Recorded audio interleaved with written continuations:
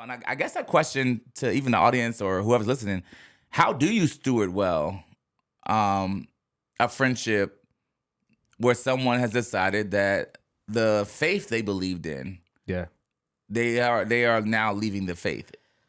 If you let Paul tell it, bro, is loving to throw them out, right? Mm-hmm. People think loving is soft or loving is always accepting, but that's not true. Yeah.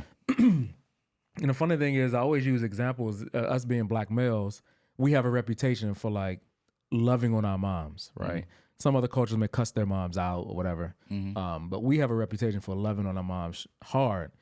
And if you think about it, our moms are not yes men. Like our moms don't tell us what we want to hear. Right. Shout out to moms, those here and gone on, but they don't tell us only what we wanted. They are some of the critical people, like, but they always love us. Yeah. And if anybody gets that balance right of holding you accountable and loving you at the same time, I think a mom and a good dad are great examples of that. I agree. And I think that if we use those as examples, we really can kind of get an idea of like, yeah, no, if you're going to do that, live that way, then you cannot live in my house, right? We cannot be in friendship. I love you. This hurts, right? This hurts really bad, but you can't be here. Or it hurts me more than it hurts you. I'm going to have to stick it to you in whatever type of way, whatever that means.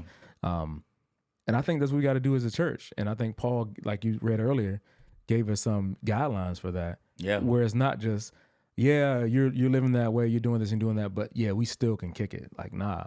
As Christians, we're not supposed to do that. Right.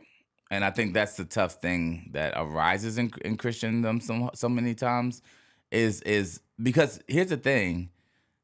It's either that I'm impacting you or you're impacting me. Mm-hmm. I'm either, changing your or adding to your faith or taking away from your faith. Like it's not a thing of we can have this kind of mutual thing where there's no congruency. And I think a lot of we could all agree that the overall understanding of how we do what we do as believers is that we all have to evaluate, are we doing this rightly with each other?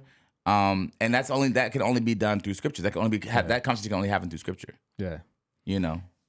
Yeah, I mean, but practically, I'm just wondering, what can we do if we say as a body of believers, we're here having this conversation, or guys listen to this podcast, and you have people in your circle, your family, your friends group, church, not church, but maybe church, work, whatever, that aren't really living for God. What is the posture that you should take towards them practically, like on a daily basis? Yeah. When they call, when they text, when they invite you to a birthday party, and like, what is the posture that you take? Or even when they invite you to their wedding. Yeah. Like that's been a real thing of ours as well.